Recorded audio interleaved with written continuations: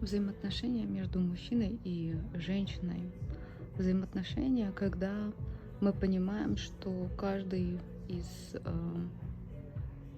партнеров будет развиваться в течение своей жизни в ту или иную сторону, увлекаться какими-то направлениями, ам, интересоваться, развивать какие-то свои способности, таланты.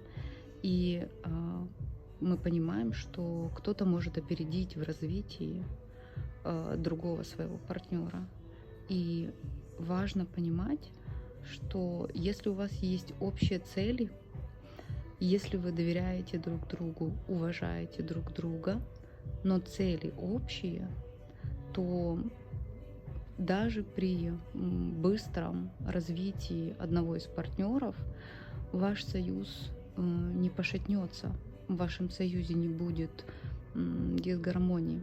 Если ваши цели разные, то тот партнер, который развивается быстрее, он будет видеть и понимать, скажем так, более узкое мировоззрение или более, скажем так, низкий образ жизни, который ведет второй партнер, и будет понимать, что ему тяжело соглашаться с малым, ему тяжело соглашаться с тем, как, скажем так, выбирает другой партнер.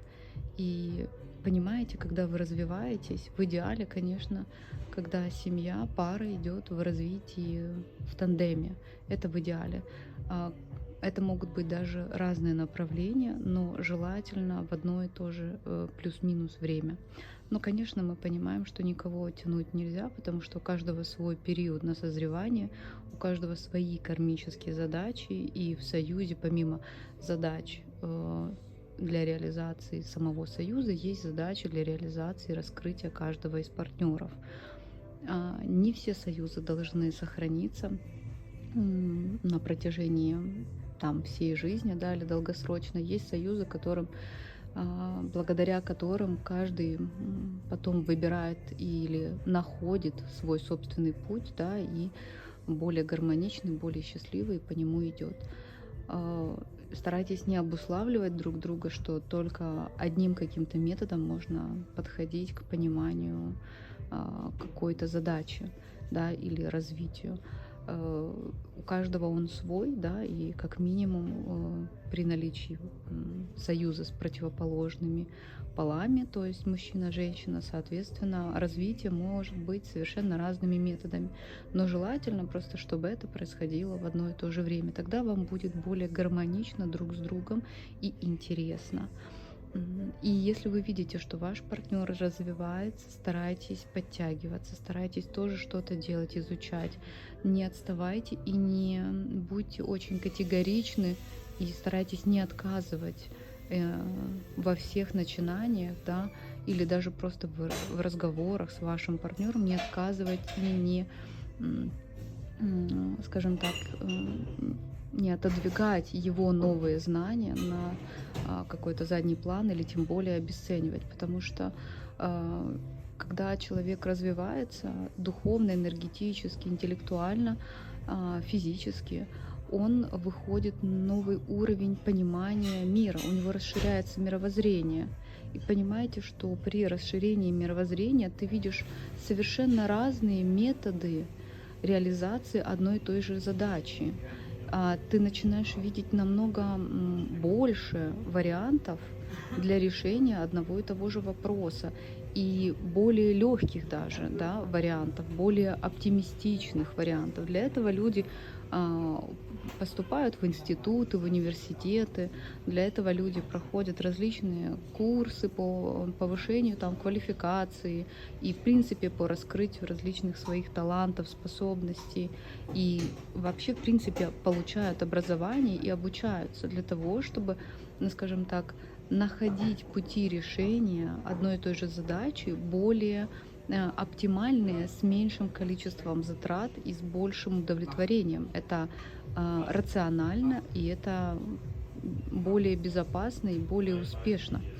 Так вот, те, кто развиваются активно в каком бы то ни было направлении. Понимаете, что если ваш партнер сейчас не находится в таком состоянии, не требуйте и не обвиняйте его в этом, что он что-то недопонимает, потому что у него свой период на созревание, у него свой период на развитие, да, на готовность вообще принятия новой информации и двигаться новым образом.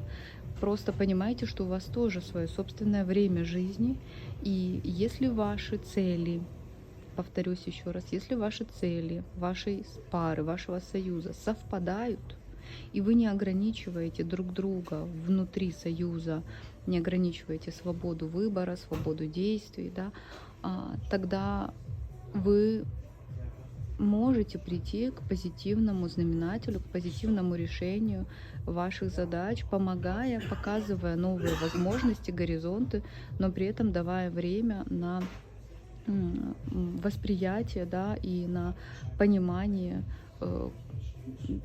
той новости, да, тех знаний, которые вы транслируете своему партнеру без подталкивания. Но если вы чувствуете, что или видите, или знаете, что ваши цели различны,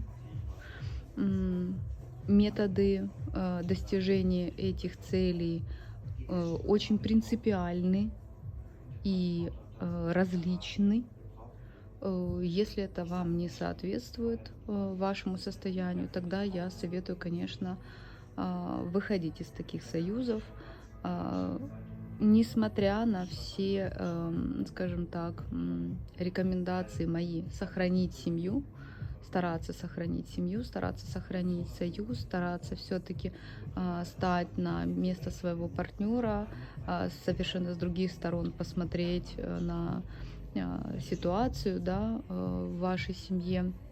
Конечно, обязательно проходите сеансы чисток для семьи, которые я провожу.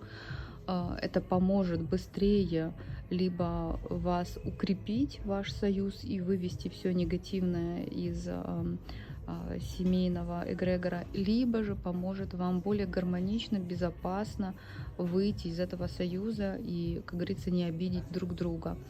Вот. Но я все-таки понимаю при этом всем, что если цели различны и есть определенные какие-то ограничения, принципиальные ограничения, возможно, в союзе, я считаю, что не стоит на это тратить свое время жизни. Но при этом будьте очень осознанны. Будьте очень осознанны, когда вы выбираете и принимаете решение развиваться более стремительно, активно, в каком бы то ни было, подчеркну, направлении: духовное, интеллектуальное, энергетическое, физическое. Понимаете, что, ну, как бы вы идете активно, вы созрели, вы готовы, вы это понимаете, а ваш партнер нет. И, соответственно, ему нужны, скажем так, определенные условия для готовности принятия. Поэтому не будьте, скажем так, очень агрессивны, да, и не будьте очень также принципиальны, категоричны по отношению к вашему партнеру. Во благо.